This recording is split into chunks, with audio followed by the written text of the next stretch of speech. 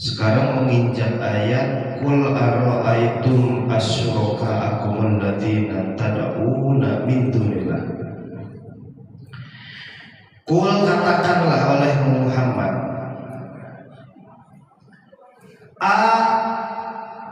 coba ara'aytum syuraka, coba perlihatkan. Ayat ini dikhususkan untuk orang-orang kafir, Pak. Orang-orang kafir ini di sini disindir oleh Allah. Jadi sindirannya itu benar-benar sindiran halus. Ara'aytum syuraka, coba perlihatkan, katakan kepada mereka Muhammad, perlihatkanlah teman-temannya, perlihatkanlah sekutu-sekutunya. Alladzina, orang-orang, jalma-jalma, tad'una, yang mana orang-orang itu pada waktu masa hidupnya sering mengajak orang untuk tidak ibadah kepadaku. Tad'una min dunillah, untuk ibadah selain kepadaku. Aruni, coba perlihatkan sekarang. Mada khalaqu, apakah ada dari mereka ciptaan yang mereka ciptakan di dunia ini? Amlahum syirkum, atau mereka itu sekutu-sekutunya fis samawati, atau datangkan juga atainahum, mereka itu kitaban fahum ala bayyinati minhum bal iya itu dolimuna ba'duhum ba'dun illa gurur. Nanti Pak, nanti secara singkat saja ya. Jadi di sini dijelaskan dalam min alaniyati, lebih keterang-terangan. Tapi kalau syirkun batin ya, itu lebih ke batin, lebih ke hati. Tasawuf itu beda Pak. Akhlakul karimah itu bukan tasawuf. Akhlakul karimah itu bukan tasawuf. Akhlak itu lebih ke baik. Kita berbakti kepada orang tua, kita berbakti kepada atasan, kita berbakti kepada yang lebih tua, menghargai, itu namanya akhlak. Tapi kalau misalkan kita bertakdim atau menghargai orang tua, terus di dalam hatinya ada kalimat aku mahai pada wae anu pamane kolot, nah eta tasawuf. Ria, dendam, syirik, ria, dendam, hasud, eta tasawuf. Jadi nol besar. Orang-orang yang seperti itu nol besar. Jadi kalau akhlakul karimah, akhlak bagus itu punten bari hatena teh punten bari aya naon? Goblok, nah eta nol tasawuf. Maka harus tahu, seperti Al-Quran. Al-Quran itu bukan teori Pak, Al-Quran itu janji. Masa hebat-hebat pun Bapak mengatakan. Maka gini ya, ada kalimat unik di Quran itu. Allah itu nyindir wa makarullah wallahu khairul makirin. Teori pikiran itu terbatas. Maka jangan engkau batasi Al-Quran itu dengan pemikiran-pemikiranmu. Kalian bahasanya secara sindiran halus gitu Pak. Al-Quran itu janji Pak, Al-Quran itu bukan teori. Sepintar apapun Al-Quran itu gak bisa ya memang teori penting. Teori itu ada benarnya, ada salahnya. Tapi kebanyakan benar. Walaupun banyak juga yang salah. Namanya Quran. Quran itu bukan teori, tapi Quran itu janji. Ya, seperti ini. Nih kata Allah begini, bal iya itu dolimuna,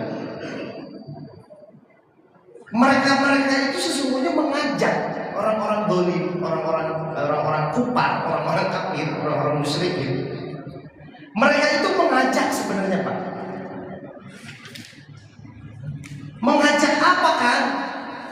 Orang-orang kafir itu mengajak ba'dud dolimuna ba'dun, kepada seseorang yang mereka mencek orang satu golongan lah. Jadi mereka itu mengajak kepada golongannya, kepada teman-temannya, ba'duhum ba'dun ila gururo, yang sesungguhnya itu mengajak di dalam hal tipuan, di dalam hal. Jadi kalau secara bahasa begini Pak, orang kalau emang enggak mau ngaji, enggak mau nuntut ilmu, siapapun gurunya itu sebenarnya tidak akan datang. Karena kalimat di sini ba'duhum ba'dun ila gurur. Seperti kieu, contohnya saya cenah ngajina anu cenah. Ulah terame kebe. Malam itu gitu deh. Saya mengajarkan itu. Ke malam itu deh. Dan akan selalu seperti itu Pak algoritmanya. Sampai payah bicara. Dunia. Enggak, itu bukan dunia. Dunia itu sifat. Dalil Quran saya sering mengatakan beberapa kali al-gurur. Gurur itu sifat nipu. Tetapi kebanyakan orang-orang itu tertipu ketika sudah punya rumah, punya uang, punya tanah, punya mobil. Jaga keluargamu. Kenapa? Karena itu juga bisa menjadi penyebab dunia. Ingat, dunia itu nipu, tipuan. Anak bisa jadi dunia. Sahabat bisa jadi dunia. Teman bisa jadi dunia. Mereka contoh kan. Ulah ngaji lah, keseluruhan yang eleh hiji kosong. Saluan dunia. Eleh hiji nol. Terus Pak. Ulah ngaji lah, eleh kalau kesel lagi, eleh hiji nol. Dan itu sama Pak, tertipu kita. Maka itu juga salah satu bentuk dunia. Apapun bentuknya yang menipu itu dunia.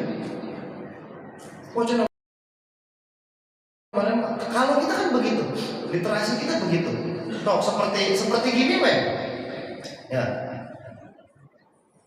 Orang yang ini saya pernah mengatakan ini, Pak. Saya pernah membahas ini di dalam kitab tafsirnya sih dulu. Itu nanti.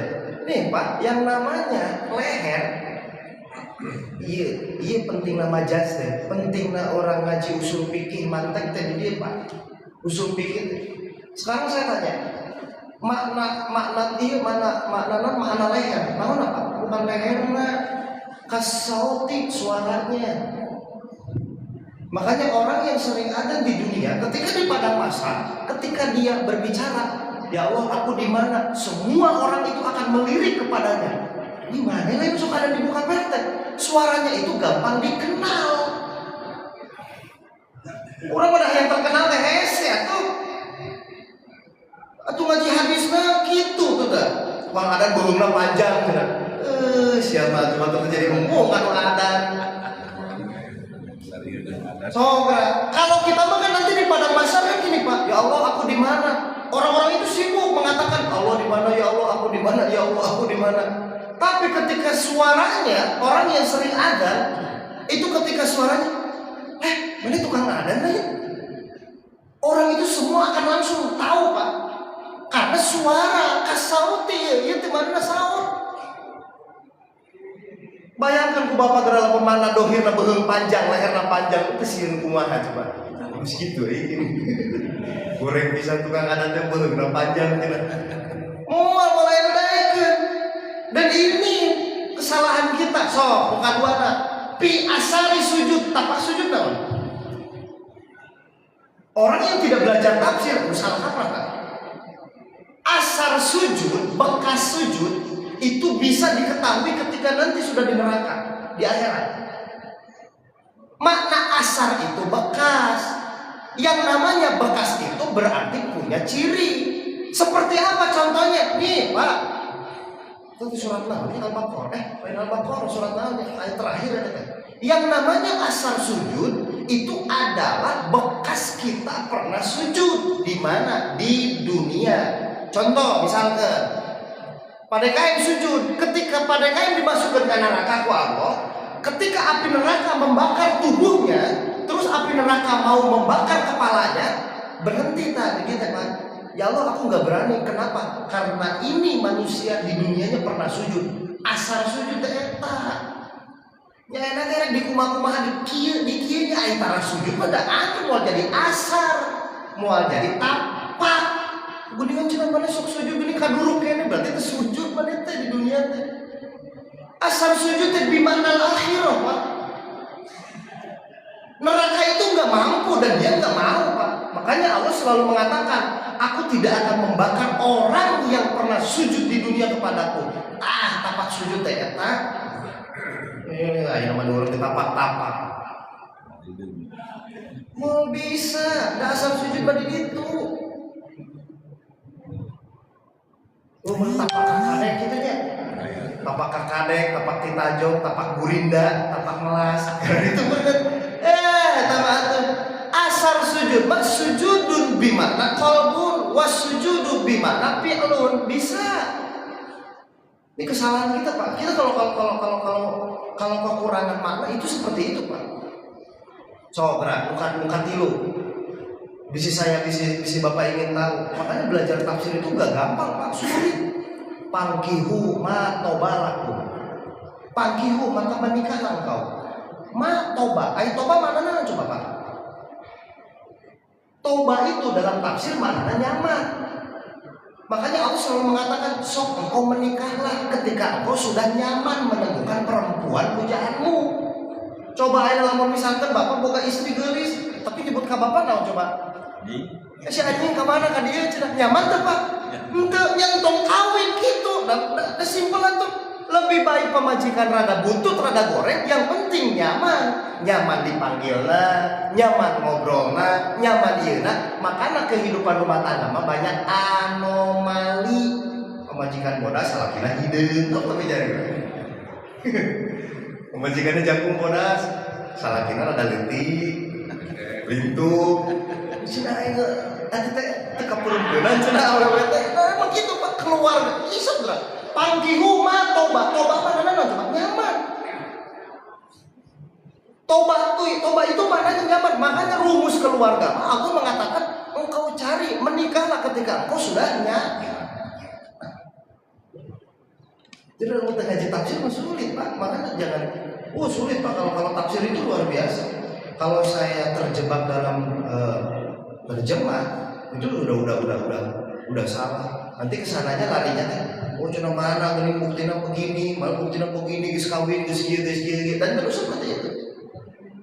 Masih saya mengatakan begitu. Nih soal rezeki ada 8. Rezeki dari usaha, rezeki dari bersyukur, rezeki yang dijamin Allah, rezeki yang tak terduga, rezeki karena istighfar, rezeki karena sabar, rezeki karena anak soleh. 8. Kita terjebak, wa may yattaqillah yaj'al lahu makhrajan wa yarzuq min haitsu la yahtasib. Seolah-olah kita teh bertakwa, mana ya janji Allah, katanya Allah akan memberikan rezeki yang tidak disangka. Kalau rezeki tidak ketemu dari sesuatu yang tidak disangka, Bapak pindah, Pak. Kenapa? Karena itu prosedurnya untuk orang yang takwa. Pindah kemana? Usaha, Bapak gak ketemu rezekinya. Coba untuk bersyukur. La in syakartum la azidannakum wa la in kafartum. Itu sebenarnya ayat rezeki. Dari saat bersyukur masih kena teka panggi. Coba atau Bapak jadi soleh, ku istighfar sering, baca istighfar. Ku istighfar untuk turunkan hewan rezeki. Ku takwa untuk jauh dari orang takwa. Ku usaha ada anggur, dagang anggur gitu ya. Terus kenapa Pak? Ku sabar dan henteu. Ku soleh henteu. Ku naon Pak? Orang tua soleh henteu. Rezeki orang teh di mana tuh? Cari, Pak. Itu ada tempat-tempatnya. Coba cari ya. Ayat iya dari usaha, dari ini. Ibu ulah ngadarkan wa may yattaqillah. lihat diri pribadi, sudah ittaq belum, sudah takwa belum. Susah Pak kalau menunggu rezeki dari takwa. Kenapa? Karena prosedur kita jauh menjadi orang takwa.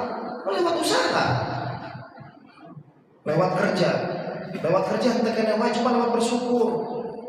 Apa yang didapat coba untuk disyukuri.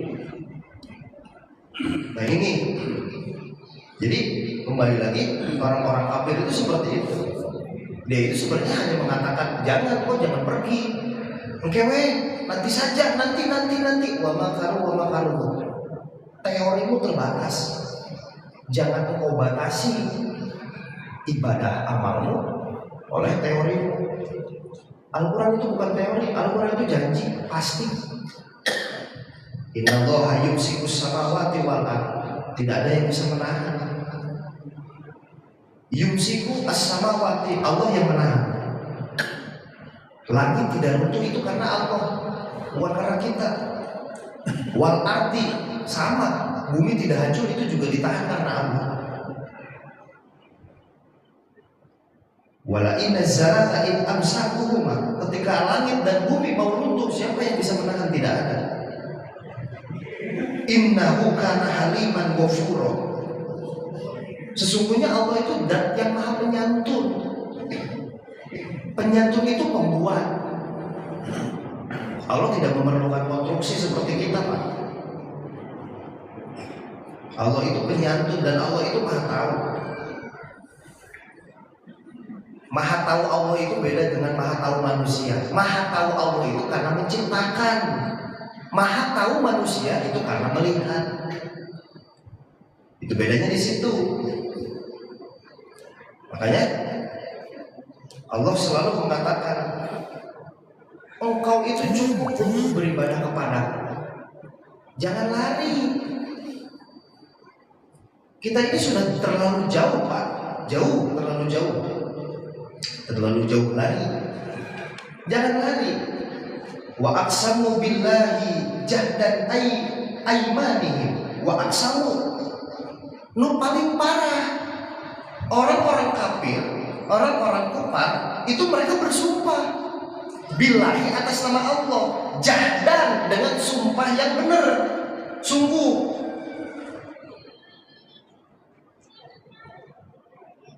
Sumpahnya itu seperti apa? Ih, urang demi Allah siapa nih ulah kitu, goreng kata kitu teh, engkewe, nanti saja, nanti. Bahasa nanti itu sudah menjadi bahasa familiar, Pak. Alibi untuk orang-orang yang jauh. Makanya sama Allah itu disindir. Ayat selanjutnya, ja'ahum nadirun la yakununna ahda min ahdal umam. Ketika datang seorang pembawa kebaikan, datang ya Pak seorang pembawa kebaikan. Terus orang-orang ini mengatakan begini, nanti saja bukan yang ini. Oke, malam raja Agung Nadir. Terus datang lagi orang-orang yang memberi peringatan, orang-orang yang curang malah anu mere peringatan, anu mere pangeling-eling. Masa dahum ila nufuro.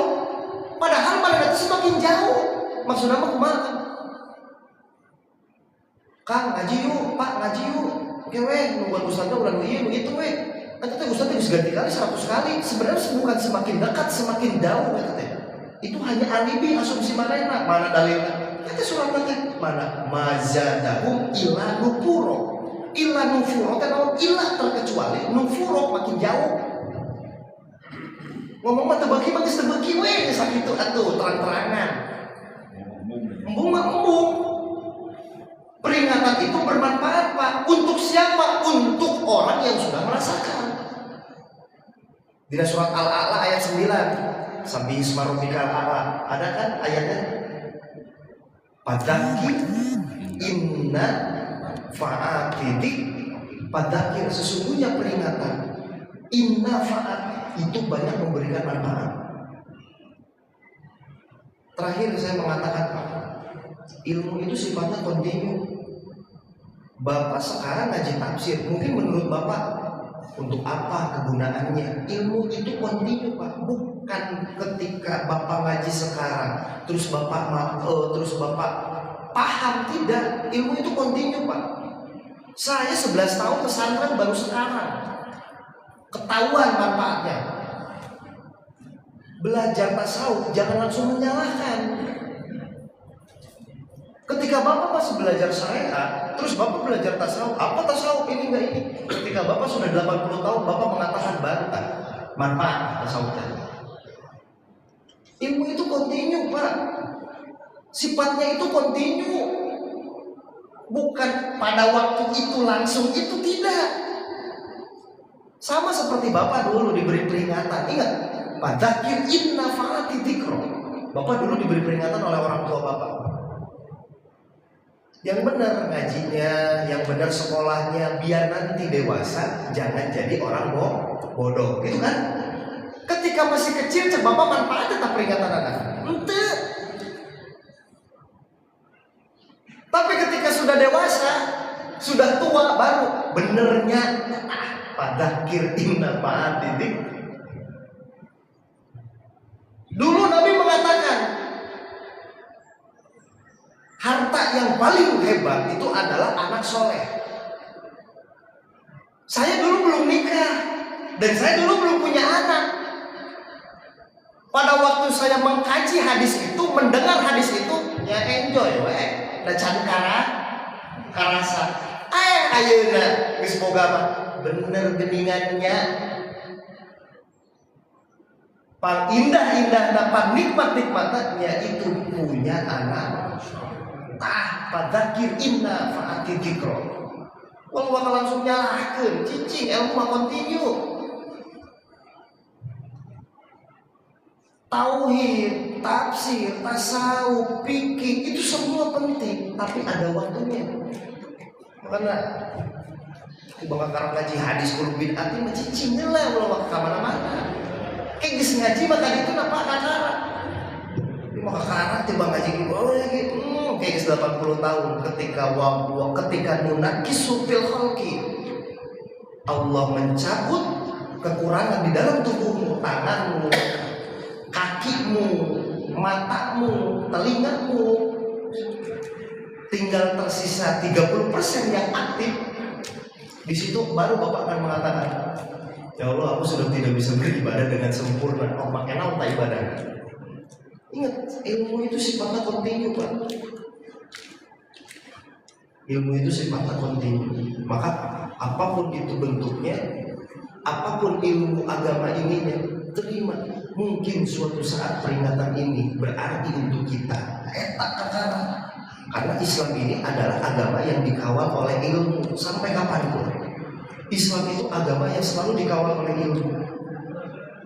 Maka teori-teori, logika-logika untuk orang-orang yang memahami atau menganalisa Islam itu biasanya dikawal oleh teori yang masuk akal.